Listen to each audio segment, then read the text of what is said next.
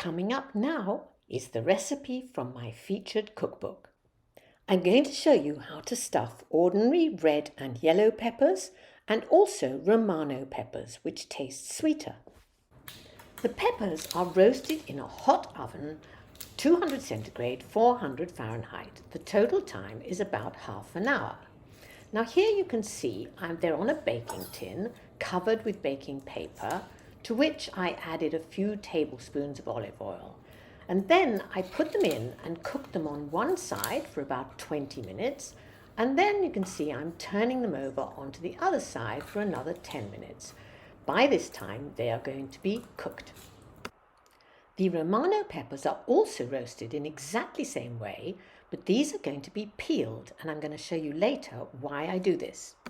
Here are the ingredients for savory rice. You need some chicken or vegetable stock, some vegetables, and a variety of seasonings. To begin with, I've cut up an onion and now I'm making dice out of sliced carrots. I've cut the slices fairly thin and you can see what I'm doing. It's not difficult, but this way it makes very, very small and neat dice to put into the rice.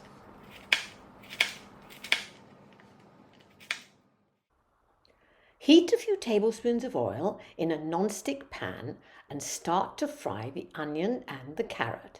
You can do them separately or together, but they'll take at least 10 minutes until the onion starts to brown. Sprinkle on the rice, which you will have washed first. You need a cup of rice, 200 mils. Put on a little bit of salt and pepper. And then you're going to add a bit more seasoning, which is a tablespoon of tomato puree and 500 mils of chicken or vegetable stock. Now you stir it all up well and then you add the liquid and it'll start to get hot and come to the boil. When the stock is boiling, turn the heat down and then cover it with some tin foil to keep the heat in. What you want to do is for the rice to absorb all the liquid, and this will take about 15 minutes, but you must taste a few grains just to see that they're not crunchy. Now the rice is dry, it's ready to be piled into each of the pepper halves. The tomato puree colours the rice pink. If you prefer it white, like this, you can just add a few slivered pistachios for colour. When the Romano peppers are roasted, you can begin to pull off the skins. They come off so easily, and this is why I do it. Now you can split them open and scoop out the seeds, and you're ready to cut the peppers into strips. Now for a fun presentation, you're going to get the rice inside and the peppers on the outside. Fill each of the rings with the rice, pressing it down very firmly.